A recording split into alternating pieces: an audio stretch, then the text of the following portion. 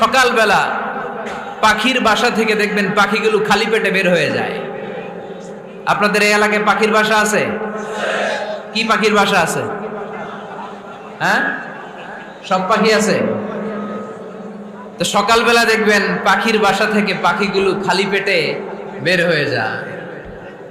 বিকেল বেলায় পাখিগুলোর ওদর পূর্তি করে পেট ভর্তি করে আবার পাখির নিড়ে ফিরিয়ে দেয় কে? কারণ পাখিগুলো তাওয়াক্কুল করেছে কার উপর? পাখিগুলো তাওয়াক্কুল করে যদি পাখির নিড়েই বসে থাকতো, ওদের পেটে খাবার আসতো? কথা বলেন। বিশ্বনবী এটাই বললেন, তাকদু খিমাসান ওয়া তারুহু বিতানান। তোমরা যদি পাখির মতো তাওয়াক্কুল করো, মানে আল্লাহর উপর তাওয়াক্কুল করে জমিনে বের হয়ে যাও, তোমাদেরও রিজিকের দায়িত্ব নিয়ে নিবে কে? সকালবেলা প্রতিটা পাখি না খেয়ে বের হয়ে যায়।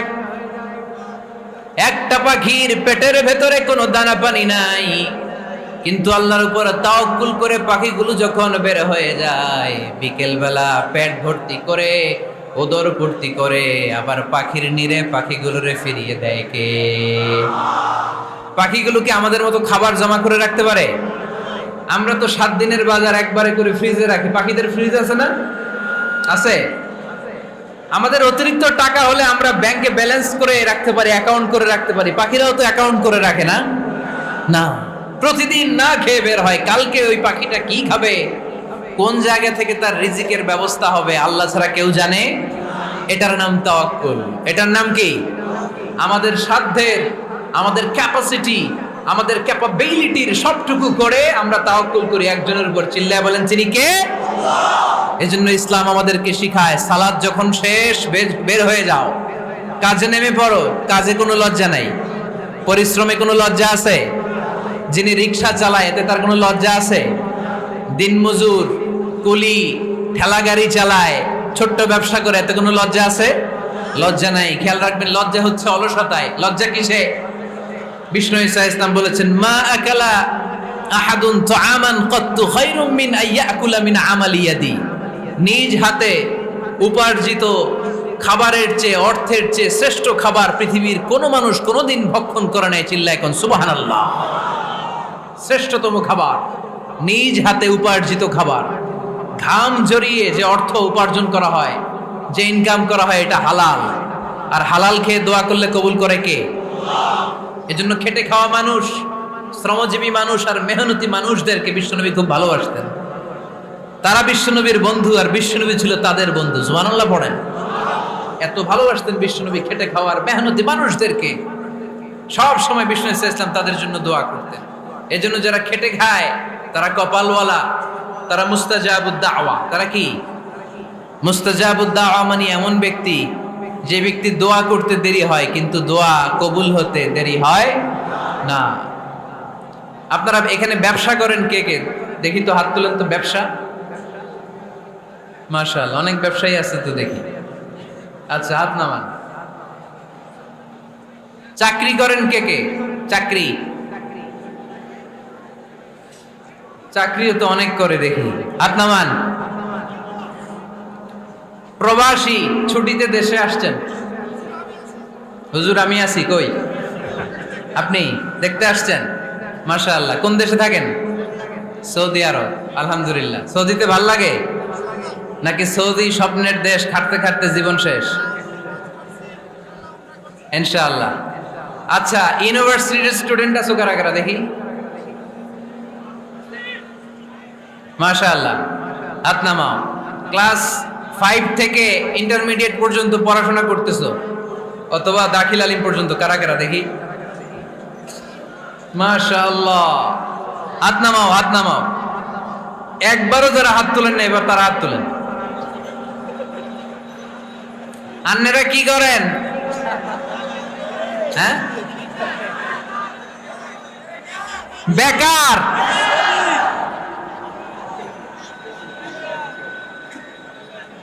বাংলাদেশে চাকরির বাজার খুব মন্দা, ঠিক কিনা?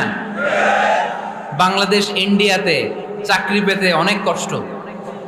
সামান্য একটা পদের জন্য যেখানে চেয়েছে ক্লাস 8 পাস, এখানে ডবল মাস্টার ডিগ্রি অ্যাপ্লাই করছে কয়েক লক্ষ। এজন্য আমাদেরকে উদ্যোক্তা হতে হবে। You have to be the entrepreneur. আমাদের উদ্যোক্তা দরকার বেশি বেশি, নতুন নতুন উদ্যোক্তা নিজেই এমন আইডিয়া নিয়ে আসবে যেই আইডিয়া বিক্রি করে দুর্দান্ত আইডিয়া দিয়ে তুমি পুরো দেশ কাঁপিয়ে দিতে পারো। পারা যাবে না লক্ষ্মীপুরের ছেলেরা? আইডিয়ার অনেক দাম। You have to generate new ideas. নতুন নতুন আইডিয়া এনে মানুষ গোটা বিশ্বকে তাক লাগিয়ে দিচ্ছে। এই যে গত কয়েক বছর আগে কারের একটা রাইড চালু হয়েছে, নাম হয়েছে উবার। কি নাম? ঢাকায় যারা চলাফেরা করেন তারা হয়তো চড়েছেন। উবারের নাম শুনছেন না? এই উবার কোম্পানি কি করে জানেন? নিজেদের ব্যবসা নাই, পুঁজি নাই, পাত্তি নাই, অফিস নাই, কিচ্ছু নাই, কোটি কোটি টাকা হাতায় নিচ্ছে। Just idea, just they are generating new ideas. নতুন নতুন আইডিয়া দিয়ে গোটা বিশ্ব কাঁপিয়ে নিয়েছে একটা মোবাইল অ্যাপসের মাধ্যমে। কিসের মাধ্যমে? Mobile apps. একটা কোম্পানি খুলেছে, গোটা বিশ্বের সব প্রাইভেট কারওয়ালারা ওইখানে রেজিস্ট্রেশন করে আপনি মোবাইলে কোথায় যাবেন, কোত্থেকে যাবেন লিখবেন, গাড়ি আপনার বাড়ির সামনে এসে হাজির। তার একটা পার্সেন্টেজ ওই উবার কোম্পানি পায়। ইউনাইটেড স্টেটস অফ আমেরিকার একটা স্টেট আছে সান ফ্রান্সিসকো, ওইখান থেকে শুরু করছে। 775টা সিটিতে ওদের অপারেশন আছে। বাংলাদেশে ঢাকাতেও আছে। আমি মালয়েশিয়াতে থাকি, ওখানেও আছে, ওখানেও আমরা চড়ি। প্রায় 63টা দেশে ওদের কাজ বাজ আছে। গত বছরে 2018 সালে ওদের প্রফিট ছিল, রেভিনিউ ছিল 11.27 billion US dollar, 11.27 US billion dollar. Just they are selling their ideas. নতুন নতুন আইডিয়া দিয়ে গোটা বিশ্ব কাঁপাচ্ছে। এই উবার যখন চালু হলো, আমি তখন মালয়েশিয়ায় শুনলাম বাংলাদেশে নতুন আরেকটা বাইর হইছে, পাঠাও। কি নাম? এটা বোধহয় সারা বাংলাদেশ ব্যাপী হয় নাই, 3টা জায়গায়, সিলেটে, চট্টগ্রামে আর ঢাকায়। এরা আরো চালাক। বাংলাদেশের ছেলেপেলেদের মাথায় চিকন চিকন অনেক বুদ্ধি। এরা ভাবলো এই উবার দিয়ে আর আমরা কত আগাবো, আমাদের গাড়ি আরো ছোট করতে হবে। এরা মোটরসাইকেল রাইড দেওয়া শুরু করছে। জ্যামের শহর ঢাকা, চিপা চাপা দিয়া এরা আপনারা নিয়ে জায়গা মতো পৌঁছায় দেবে। তো এই যে উবারের পরে আমাদের ছেলেরা বানাইলো পাঠাও। এরপরে কত কিছু বানাচ্ছে ছেলেপেলেরা, আমি তো এগুলো দেখে অবাক। রকমারি.com নাম শুনছো? বিক্রয়.com নাম শুনছো? ঘরে বসে বসে কোটি কোটি টাকা হাতিয়ে নিচ্ছে তারা। Just they are selling their ideas. যেহেতু আমাদের চাকরি কম, ওই চাকরির বাজারে আমরা লাইন দিতে চাই না। আমাদের মেধাকে খাটিয়ে খাটিয়ে আমরা নতুন তরুণ উদ্যোক্তা বানাতে চাই। চিল্লায় বলো ঠিক কিনা? উদ্যোক্তা যত বাড়বে ততই দেশের কল্যাণ হবে। মানুষ তাদের আইডিয়াকে কাজে লাগিয়ে গোটা বিশ্বকে তাক লাগিয়ে দিচ্ছে। আমরা আমাদের সমতল ভূমিতে চাষ করতে চাই না। মালয়েশিয়াতে একটা এলাকা আছে ক্যামেরুন হাইল্যান্ড, ওরা পাহাড়ের মধ্যে চাষাবাদ করে গোটা মালয়েশিয়ার খাদ্যদ্রব্যের অভাবকে মুক্ত করে দিয়েছে। পাহাড়ের মধ্যে ওখানে ফুলের বাগান, ক্যামেরুন হাইল্যান্ড প্রায় 6000 ফিট উঁচু, প্রচন্ড ঠান্ডা। এই ঠান্ডা পাহাড়ে হিল ট্রাক্স এরিয়াতে মালয়েশিয়ার এই ক্যামেরুন হাইল্যান্ডে ওখানে আছে ফুলের বাগান, আছে ফলের বাগান, আছে চায়ের বাগান, ওখানে মধুর চাষ হয়, ওখানে শাকসবজি চাষ হয়, ওখানে অনেক কিছু চাষাবাদ হয়। ওই ফলমূল শাকসবজি দিয়ে গোটা মালয়েশিয়ার 14টা স্টেটে যত শাক সবজি ফলমূল লাগবে ওরা আঞ্জাম দেয়। আর আমরা আমাদের সমতল ভূমিতে চাষ করতে চাই না। আমরা চাষাবাদকে খুব লজ্জা মনে করি। এটা ভুল আইডিয়া। আমাদের যে এলাকা যেই জিনিসের জন্য বিখ্যাত ওইটাকে আমাদের ব্র্যান্ডিং করতে হবে। লক্ষ্মীপুর কিসের জন্য বিখ্যাত? নারিকেল সুপারি। নারিকেল সুপারি যে পৃথিবীর কত মানুষ, ইন্দোনেশিয়ান লোকেরা মুড়ির মতো খায় নারিকেল আর সুপারি। তো এইটারে আমাদের ব্র্যান্ডিং করতে হবে। যেই দেশে যেটা আছে, যে এলাকা যেই পণ্যের জন্য বিখ্যাত ওইটা আমাদের ব্র্যান্ডিং করতে হবে। আমাদের আদমজির জুট মিল বন্ধ না? ভাওয়ানি জুট মিল বন্ধ। আমাদের পাট শিল্পকে ধ্বংস করে দিয়ে ইন্ডিয়া এখন ওই কটনের পাঞ্জাবি বানায়, জুট কটনের পাঞ্জাবি। আছে না নাই? পুরা বাংলাদেশের মার্কেট এই জুট কটনের পাঞ্জাবি দিয়ে সয়লাভ। আমাদের বাংলাদেশের পাট দিয়ে যদি আমরা মিহি পাঞ্জাবি বানাতে পারতাম, গোটা বিশ্ববাজারকে আমরা দখল করে নিতে পারতাম। ঠিক কিনা? এজন্য আমাদেরকে নতুন নতুন আইডিয়া জেনারেট করতে হবে। চাকরির পিছনে বসে থাকলে চলবে না। আর আজান যদি হয়ে যায় ছুটে যাব মসজিদে, আর নামাজ শেষ হলে আমরা আমাদের কাজের দিকে চলে যাব। চিল্লায় বলেন ঠিক কিনা? যেটাই করব আমরা ভালোভাবে করব। আল্লাহ বলেছেন লিয়াবলুয়াকুম আইয়ুকুম আহসানু আমালা। লক্ষ্মীপুরের ভাইয়েরা আওয়াজ করে উত্তর দেন, আওয়াজ করে উত্তর দিতে হবে। জান্নাতে যেতে হলে 100তে কত নাম্বার পেতে হবে? হ্যাঁ, হয় নাই। 51। কি নাম তোমার? হ্যাঁ, ফরহাদ। জান্নাতে যেতে হলে 100তে আমার দরকার 51। 100তে কত লাগবে? ফাআম্মা মান সাকুলাত মাওয়াজিনুহু ফাহুয়া ফি আইশাতির রাদিয়া। সেদিন মিজানের পাল্লা যার ভারী হয়ে যাবে সে আনন্দ উৎসবে থাকবে। তো মিজানের পাল্লা ভারী হওয়ার জন্য 100তে আমার কত পাওয়া লাগবে? কত পাওয়া লাগবে? 51 পেলেই হয়ে যাবে। এজন্য আল্লাহ বলছেন লিয়াবলুয়াকুম আইয়ুকুম আহসানু আমালা। যেটাই করবে ভালোভাবে করবে। আল্লাহ এটা পরীক্ষা করতে চান যে আমরা ভালোভাবে কে কতটুকু আমল করেছি। যারা আরবি বোঝেন আলেম ওলামা আপনারা জানেন এখানে আল্লাহ বলেননি লিয়াবলুয়াকুম আইয়ুকুম আকসারু আমালা। আল্লাহ এটা দেখতে চান যে তোমাদের মধ্যে থেকে কে বেশি আমল করে। এটা বলছে আল্লাহ? বলে নাই। আল্লাহ বলেছে লিয়াবলুয়াকুম আইয়ুকুম আহসানু আমালা, যে ভালো করে করে। এজন্য আমরা যাই করি না কেন কি করে করব? আওয়াজ করে বলতে হবে। কেমন করে করব? যে কোনো কাজ করো না ভাই, যে কোনো কাজ করো তা যেন হয় সবার চেয়ে সবচেয়ে সুন্দর। পড়েন, যে কোনো কাজ করো না ভাই, যে কোনো কাজ করো তা যেন হয় সবার চেয়ে সবচেয়ে সুন্দর। পড়েন, যে কোনো কাজ করো না ভাই, যে কোনো কাজ করো তা যেন হয় সবার চেয়ে সবচেয়ে সুন্দর। হোক না সেটা পড়া লেখা, রঙের ভাষায় ছবি আঁকা। পড়েন, হোক না সেটা পড়া লেখা, রঙের ভাষায় ছবি আঁকা। হোক না সেটা সামান্য কাজ কিংবা মহত্তর, তা যেন হয় সবার চেয়ে সবচেয়ে সুন্দর। যে কোনো কাজ করো না ভাই, যে কোনো কাজ করো তা যেন হয় সবার চেয়ে সবচেয়ে সুন্দর। চিৎকার করে বলেন ঠিক কিনা? আমরা যেটাই করি না কেন এটা ভালো করে করার দরকার আছে না নাই? এজন্য কাজে আর শ্রমে কোনো লজ্জা নাই। লজ্জা হচ্ছে অলসতায়। লজ্জা কিসে?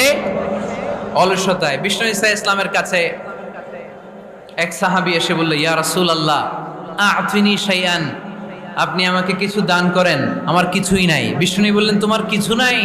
সাহাবী বললেন, ইয়া রাসূলুল্লাহ ঘরে আমার শুধু 2টি জিনিস আছে। কয়টা? চিল্লায় বলেন কয়টা?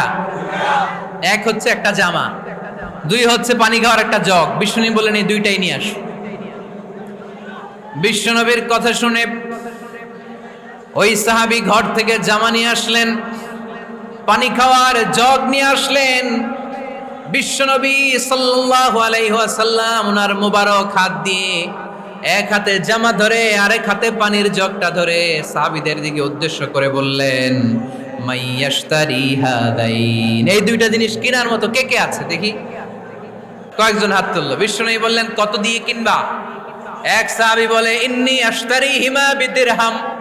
ও নবী, যদিও এগুলো আমার দরকার নাই, কিন্তু আপনি যেহেতু নিলামে ডাক তুলেছেন, ইয়া রাসূলুল্লাহ ইয়া হাবিবাল্লাহ, আপনার সম্মানে আমি 1 দিরহাম দিয়ে 2টা জিনিস কিনে নেব।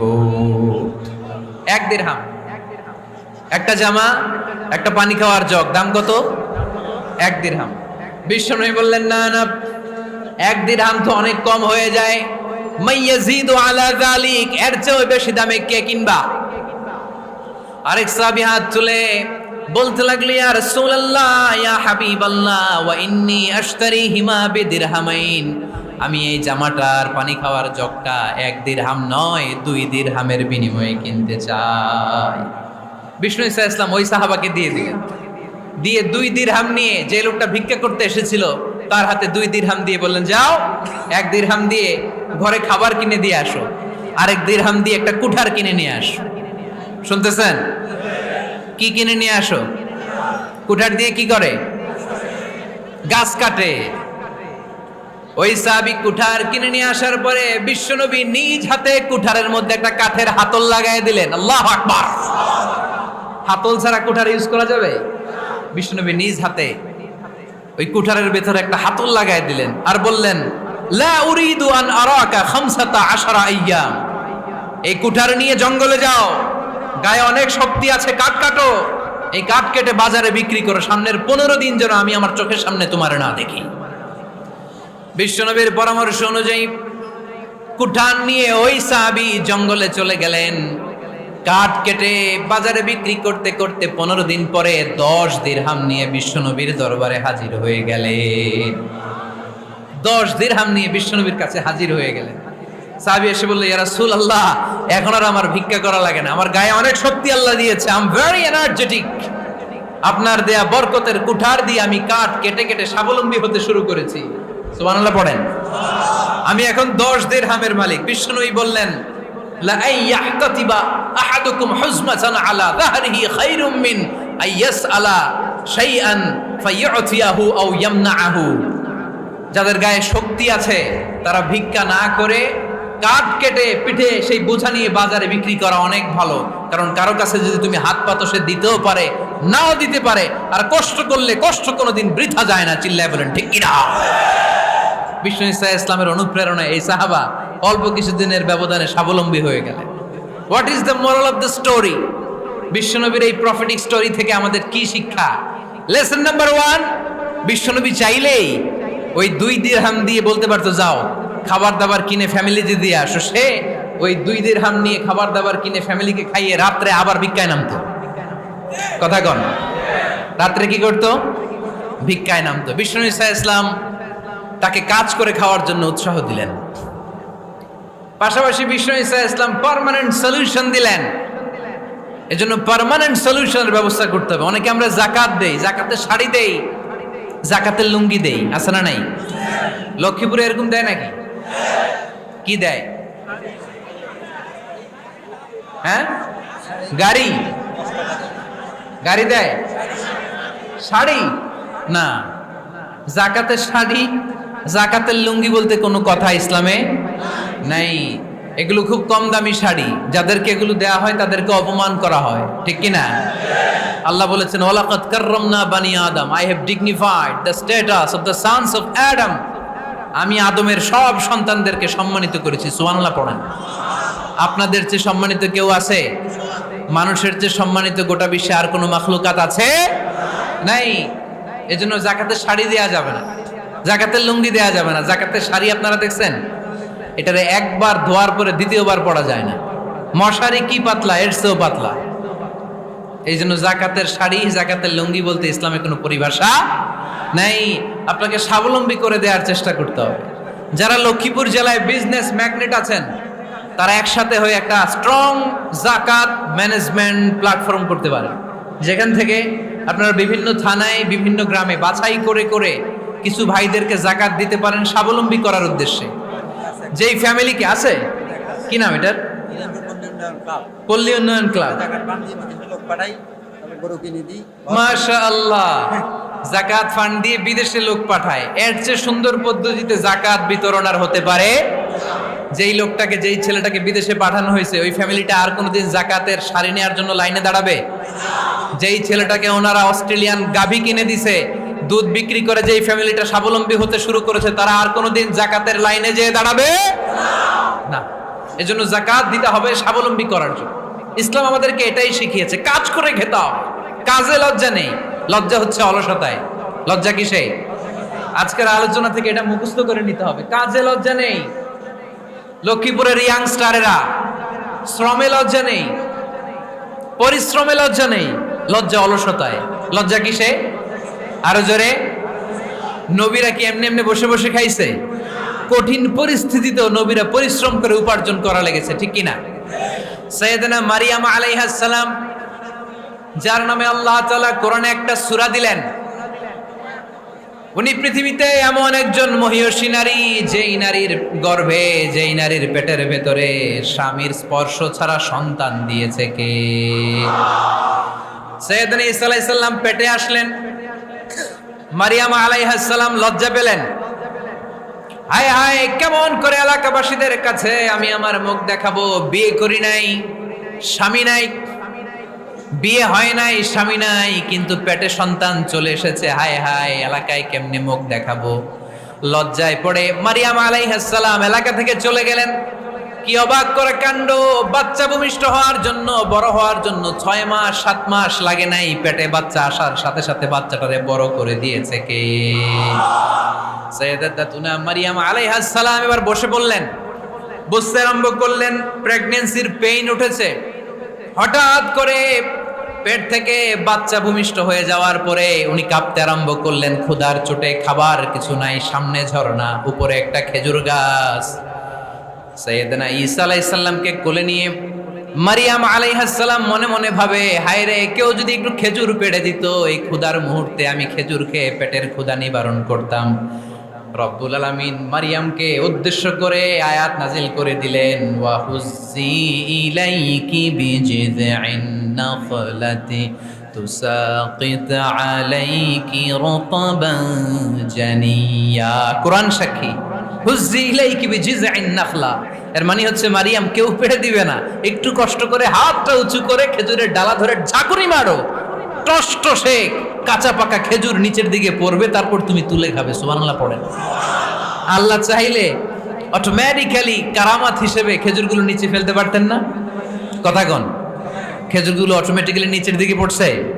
পড়ে নাই। আল্লাহ শিক্ষা দিয়েছে, যেই পরিস্থিতিতে থাকো না কেন, তোমাকে শ্রম ব্যয় করে, কষ্ট করে তোমার উপার্জন করতে হবে, রিজিকের বন্দোবস্ত করতে হবে। চিল্লায় বলেন ঠিক কিনা? ইসলাম আমাদেরকে এটাই শিখিয়েছে, কাজে লজ্জা নাই। আবার বিশ্বনবী বললেন, ইন খামাতিস সাআ ওয়া ফি ইয়াদি আহাদিকুম ফাসিলাতুন, তোমাদের কারো হাতে যদি একটা চারা বীজ থাকে, সে যদি দেখে কিয়ামত হতে শুরু করেছে, ফাইন ইসতাতা আন ইয়াগরিসাহা ক্বাবলা আন তাকুমাস সাআ ফালইয়াগরিসহা, কারো হাতে একটা চারা বীজ নিয়ত করেছে, চারা বীজটা রোপণ করবে, ইন দ্য মিন টাইম দেখলো কিয়ামত হতে শুরু করেছে, বিশ্বনবী বললেন, যদি তোমার সুযোগ থাকে কিয়ামত হওয়ার আগে চারা বীজটা রোপণ করে দাও। কথা বুঝতে পেরেছেন? আপনার হাতে একটা চারা বীজ, আপনি প্ল্যান করেছেন এই চারা বীজটা রোপণ করবেন, ইন দ্য মিন টাইম দেখলেন কি হওয়া শুরু হয়েছে, ইযা জুলজিলাতিল আরদু জিলজালাহা, দ্য বিগেস্ট আর্থকোয়েক, ভূমিকম্প শুরু হয়েছে, কিয়ামত হয়ে যাবে। বিশ্বনবী বললেন, কিয়ামত হইতেছে ওদিকে, আর তোমার হাতে যদি চারা বীজ থাকে, দেরি করো না, কিয়ামত তোমার কাছ পর্যন্ত আসার আগে সুযোগ পেলে চারা বীজটা রোপণ করে দাও। ইসলাম শিখিয়েছে শেষ নিঃশ্বাস পর্যন্ত তোমাকে লড়ে যেতে হবে। এই পৃথিবীতে কেউ কাউকে জায়গা করে দেয় না, জায়গা করে নিতে হয়। এই পৃথিবীটা, the life is not a bed of roses, এটা ফুল বিছানো কোনো ফুল সজ্জা নয়, এটা কণ্টকাকীর্ণ। কেউ আপনার স্পেস করে দিবে না, কেউ আপনাকে সুযোগ করে দিবে না, কেউ আপনার জায়গা করে দিবে না, বরং আপনি জায়গা করে নিলে টাইনা নিচে নামাবে। কথা বলেন? এজন্য কখনো অলসতাকে স্থান দেয়া যাবে। রসুল বাত্তালি দুক্কানু শয়তান, অলস মস্তিষ্ক শয়তানের আড্ডা। অলস যদি কেউ থাকে, এটারে টেনে বেঁধে কাজে নামাবেন, পারা যাবে? আলহামদুলিল্লাহ, লক্ষ্মীপুরে এরকম অলস ছেলে পেলে নাই।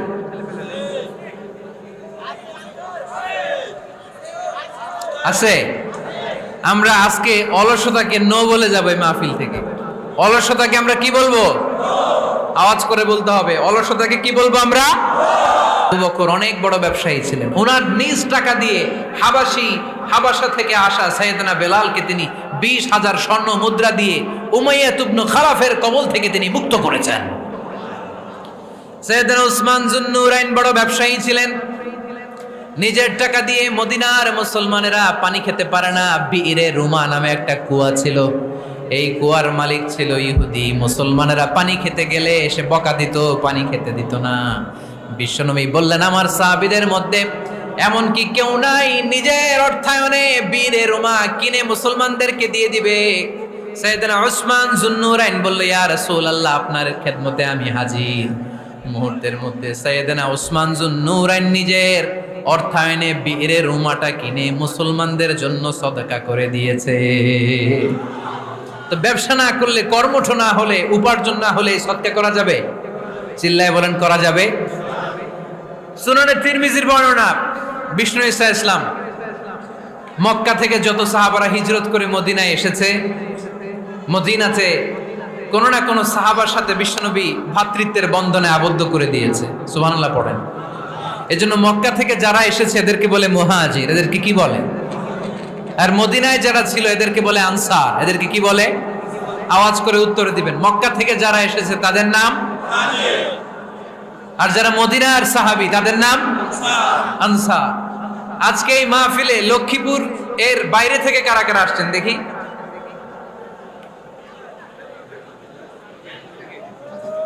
মাশাআল্লাহ মাশাআল্লাহ, অনেক আসছে। আল্লাহ এই ভাইদেরকে তুমি কবুল করো, হাত নামান। এই যে লক্ষ্মীপুরের বাইরে থেকে যে ভাইরা আসছে তারা লক্ষ্মীপুরের মেহমান, ঠিক কিনা? মক্কা থেকে হিজরত করে যে সমস্ত সাহাবারা এসেছিল তারা ছিল মদিনার মেহমান। বিশ্বনবী এক এক মক্কার সাহাবীকে মদিনার এক এক সাহাবীর সাথে ভ্রাতৃত্বের বন্ধনে আবদ্ধ করে দিলেন। আব্দুর রহমান ইবনে আউফ রাদিয়াল্লাহু তাআলা আনহু, ওনার সাথে ভ্রাতৃত্বের বন্ধনে যে সাহাবীকে বিশ্বনবী আবদ্ধ করে দিলেন ওনার নাম হচ্ছে সাআদ ইবনে রাবিয়া। কি নাম? মদিনার অনেক বড় ব্যবসায়ী। বিশ্বনবী বললেন, ও আব্দুর রহমান ইবনে আউফ, সম্পদ ছেড়ে দিয়ে, পরিবার ছেড়ে দিয়ে, স্থাবর অস্থাবর সব ছেড়ে দিয়ে আল্লাহ রাসূলের ভালোবাসায় মক্কা থেকে মদিনায় এসেছো। মদিনায় তোমার চিন্তা নাই, সাদ ইবনুর রবিকে আমি তোমার ভাই বানিয়ে দিলাম। সাদ ইবনে রবি তোমার আপন ভাইয়ের মতো। সাদ ইবনে রবি বলল, আব্দুর রহমান, জীবনে তোমারে কোনোদিন দেখি নাই, তোমারে আমি চিনি না, তোমার নাম শুনি নাই, কিন্তু বিশ্বনবী তো তোমার দায়িত্ব আমাকে দিয়েছে। আমার যে বড় ধনী এই মদিনার মধ্যে দ্বিতীয় কেউ নাই। আজ থেকে তুমি আমার ভাই, আজ থেকে তুমি আমার কি? আল্লাহ আমাকে যত সম্পত্তি দান করেছে তার অর্ধেক সম্পত্তি আমি তোমার নামে দিয়ে দিলাম। ও আব্দুর রহমান ইবনে আউফ, শুধু তাই নয়, রব্বুল আলামিন আমাকে দুইজন স্ত্রী দিয়েছে। কয়জন? তুমি দেখো আমার কোন স্ত্রীকে তোমার বেশি ভালো লাগে, যার নাম তুমি বলবে সাথে সাথে আমি তারে তালাক দিয়ে দিব।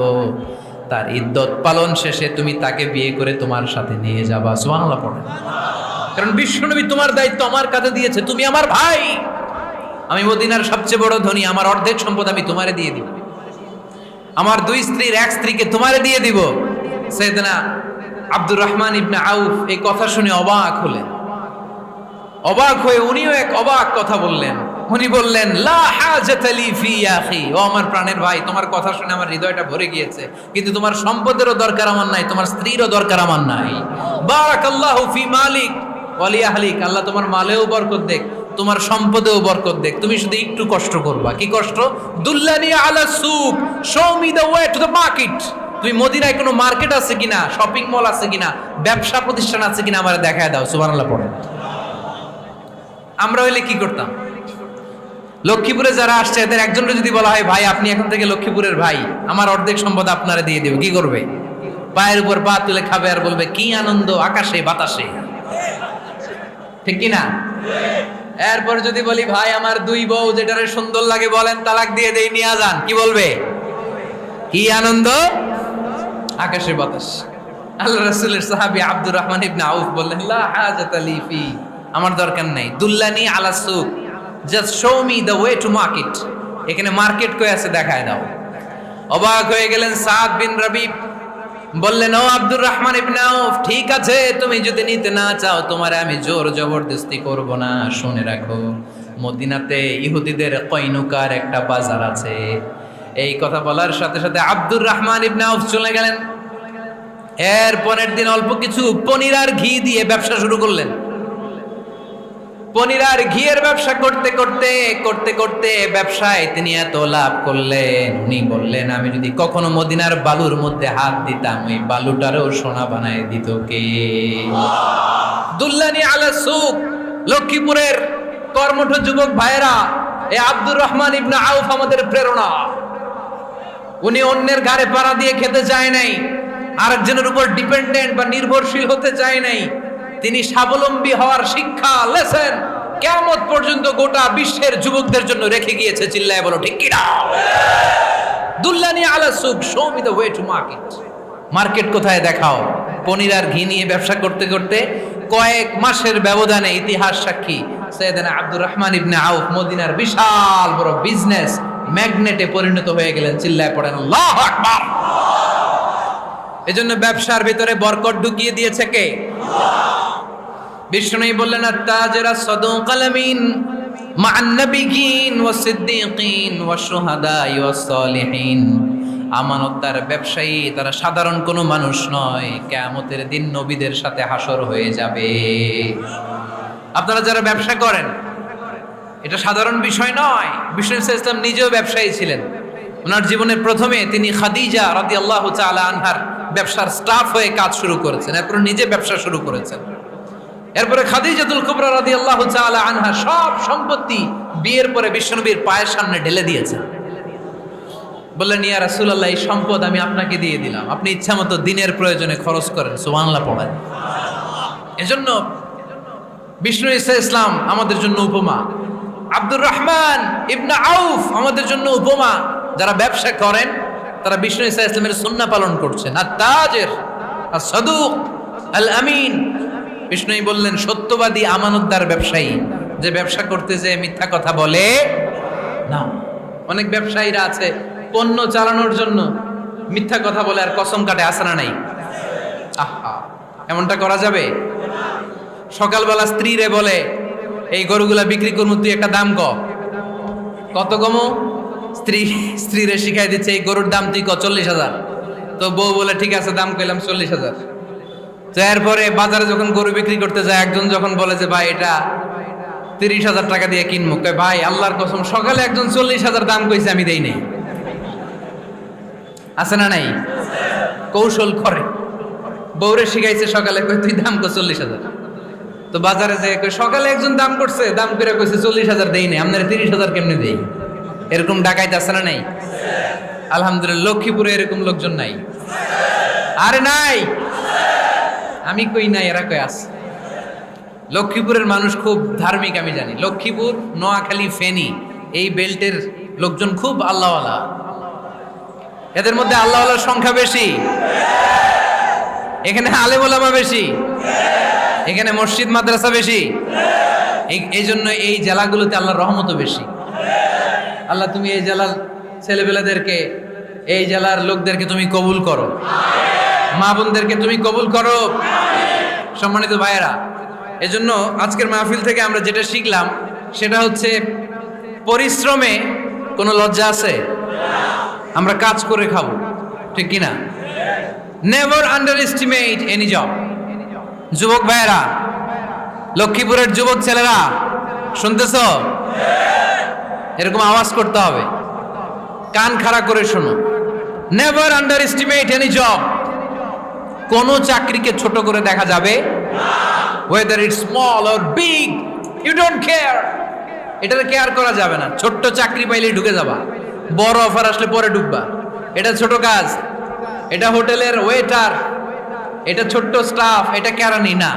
কাজ কাজই, কাজের মধ্যে কোনো ছোট বড় নাই।